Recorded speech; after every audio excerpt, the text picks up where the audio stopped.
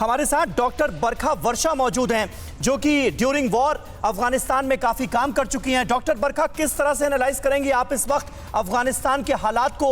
लोगों में खौफ तालिबान की सत्ता के लिए साफ तौर पर नजर आ रहा है।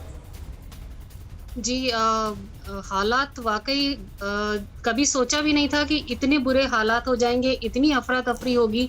और वहाँ पे लोगों ने, बहुत सारे लोगों ने जब ये हालात शुरू हुए थे तो अपने वीजा के लिए अप्लाई किया था। हाँ। सुमित वहाँ पर थे, ये अच्छी तरह जानते हैं। एक हमारे वहाँ पे जो मेरे फाउंडेशन के लोग हैं वो एक जर्नलिस्ट भी हैं और उन्होंने भी वहाँ वीजा के लिए अप्लाई किया था। आज उनके पासपोर्ट एम्बेसी में फंसे हैं, वो इंडिया भी नहीं आ सकते।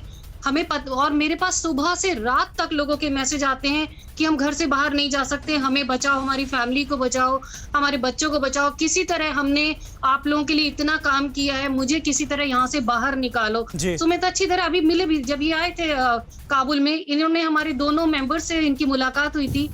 ये जानते हैं जिया हबीब के बारे में भी।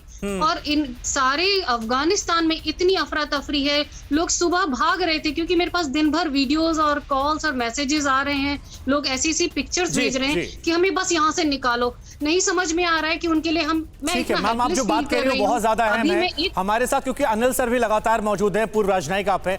अनिल सर, जो बातें मैम कह रही हैं और जो हकीकत वहां से देखने को मिल रही है, क्या ये ना कहा जाए कि अफगानिस्तान को अमेरिका ने उसके हाल पर छोड़ दिया और कहीं ना कहीं या तो बैकडोर से प्लानिंग हो गई या लैक ऑफ प्लानिंग थी, जो भी रहा, लेकिन आज जो तस्वीर है वो डराने वाली है। और जो डोनाल्ड ट्रंप भी कह रहे हैं कि एक बहुत बड़ी हार अमेरिका की भी है, कैसे आप देख रहे हैं?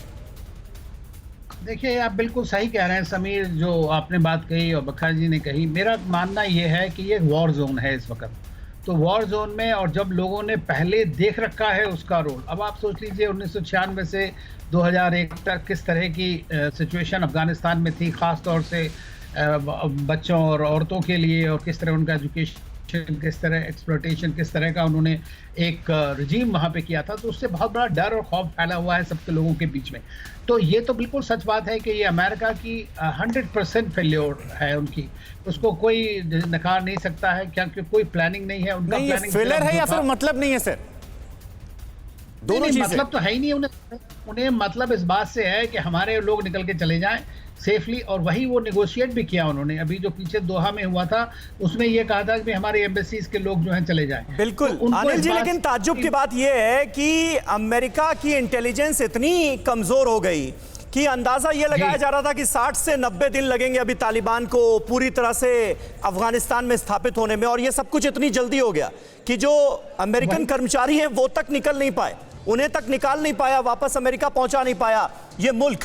और इस बीच काबुल एयरपोर्ट पर ब्रिटिश आर्मी ने भी फायरिंग की है, ये अहम खबर आ रही है। एयरपोर्ट के अफगान कॉन्ट्रैक्टर्स को रेस्क्यू फ्लाइट में चढ़ने से रोका गया है। मिलिट्री प्लेन में चढ़ने वाले थे एयरपोर्ट के अफगान कॉन्ट्रैक्टर्स। यूरोपीय राजनयिकों के रेस्क्यू में ये विमान लगे हैं और इस वजह से नौबत यहां तक आ गई कि ब्रिटिश आर्मी जो कि वहां पर मौजूद है उसको गोलियां चलानी पड़ी।